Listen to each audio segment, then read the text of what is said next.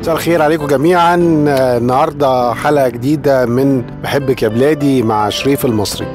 النهارده عايز اتكلم معاكم في شوية حاجات كده صغيرة بس بصراحة ليها معاني كتير جدا.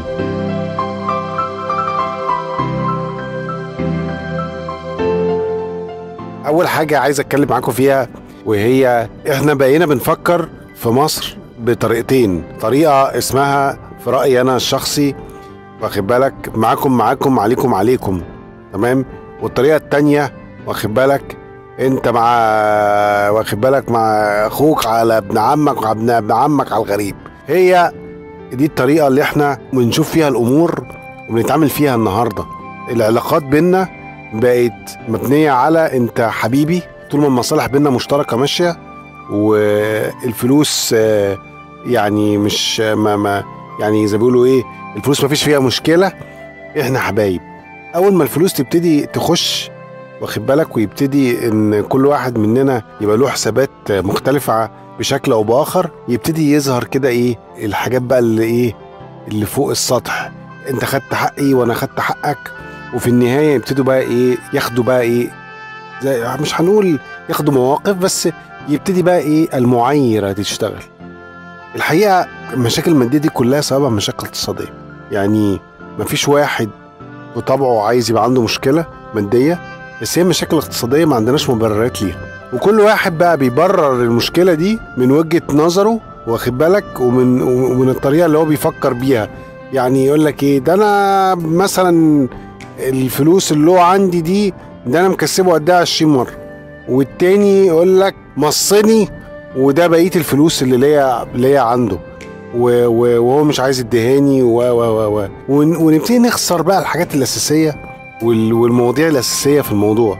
أنا بتكلم على الشغل عامة يعني فاهم، وبتكلم ازاي الناس بتشوف بعضها في المواقف دي، وكل واحد حسب موقفه. لو هو موقفه الأقوى فيبقى هو اللي سيد الموقف، حتى لو اللي قدامه ممكن يبقى هو صاحب الحق.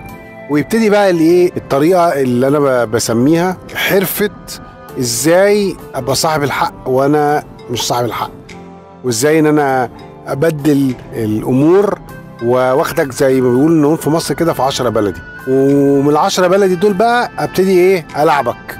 لو جيت بصيت للموضوع، موضوع بسيط يعني، ده واحد له فلوس عند واحد، ممكن يبقى معليك فلوس ومعكش الفلوس عادي يعني، بس مش هينفع افضل يعني الباطل يبقى باطل. بس ينفع اقول والله انا خلاص انا عليا الفلوس دي بس مش معايا دلوقتي ومش عارف اتصرف مثلا، بس افضل بقى ان انا اقول لك لا مش معايا مش عليا، واصل انا بعت لك ب 18 مليون وبعت لك ب 15 وعملت معاك كذا وده انا جيت جاملتك في كذا وحطيت لك كذا، وقفت في مواقف معينه، وابتدي بقى اجيب لك لسته كده واقعد اكتبها الحاجات اللي انا عملتها لك، زي كأن هو كان العلاقه بينا عباره عن علاقه واحد مأجر واحد بيشتغل عنده. هي العلاقة مش كده، هي علاقة بالتأكيد فيها حاجات كتير كويسة وحاجات إيجابية وحاجات مواقف كويسة من الطرفين.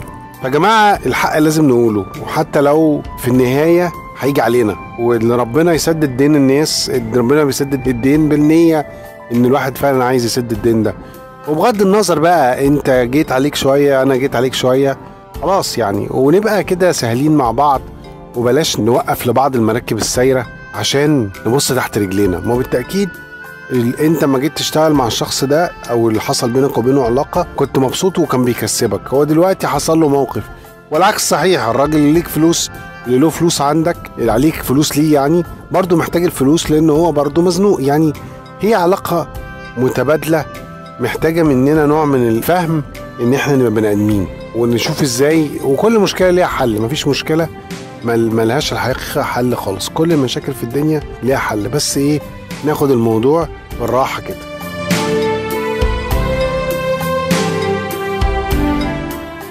شكرا ان انتوا سمعتوني النهاردة، ان شاء الله اجيب لكم مواضيع جديدة. بحبك يا بلادي برنامج انا بحاول اصير فيه حاجات صغيرة حاجات كبيرة وافكار جديدة، واتمنى ان انا اكون اقدر اساعدكم باي حاجة من الافكار دي.